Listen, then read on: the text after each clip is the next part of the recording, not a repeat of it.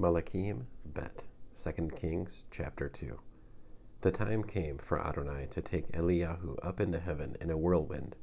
Eliyahu and Elisha were on their way from Gilgal, when Eliyahu said to Elisha, "Please wait here, because Adonai has sent me all the way to Beetel."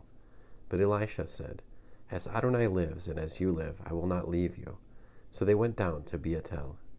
The guild prophets of Beetel came out to Elisha and said to him, "Do you know that Adonai is taking your master away from you today?" "Yes, I know," he answered. "Say no more." Eliyahu said to him, "Elisha, please wait here, because Adonai has sent me to Jericho." He replied, "As Adonai lives and as you live, I will not leave you." So they came to Jericho.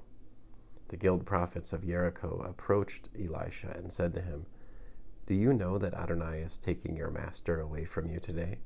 "Yes, I know," he answered. "Say no more."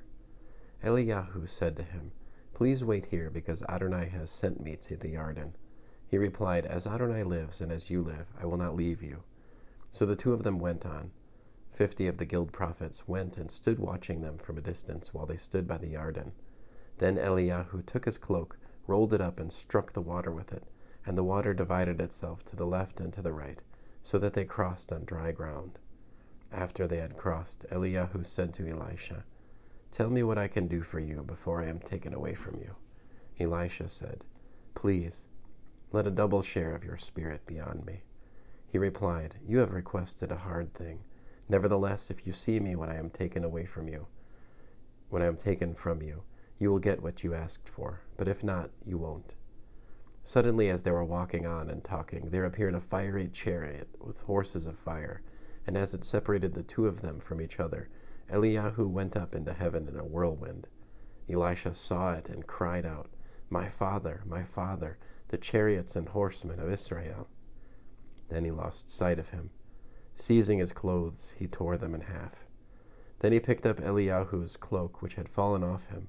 Standing on the bank of the Jordan, he took the cloak that had fallen off Eliyahu, struck the water, and said, "Where is Adonai, the God of Eliyahu?" But when he actually did strike the water, it divided itself to the left and to the right. Then Elisha crossed over. When the guild prophets of Jericho saw him in the distance, they said, "The spirit of Eliyahu does rest on Elisha." Advancing to meet him, they prostrated themselves on the ground before him and said to him, "Hear now, your servants include 50 strong men. Please let them go and look for your master, in the event that the spirit of Adonai has taken him up and set him down on some mountain or in some valley." He answered, "Don't send them." But they kept pressing him until finally, embarrassed, he said to send them. So they sent 50 men. For 3 days they searched, but they didn't find him. On returning to him where he was waiting in Jericho, he said to them, "I told you not to go, didn't I?"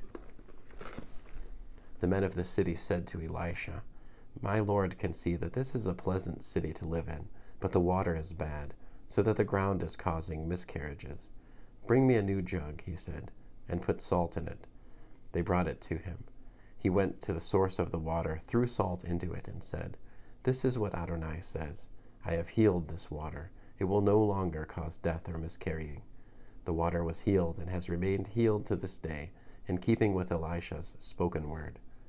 Elisha left to go up to Beetel. As he was on his way up the road, some boys came out of the town and began making fun of him. "Go on up, Baldy! Go on up, Baldy!" He looked behind him, saw them, and put a curse on them in the name of Adonai.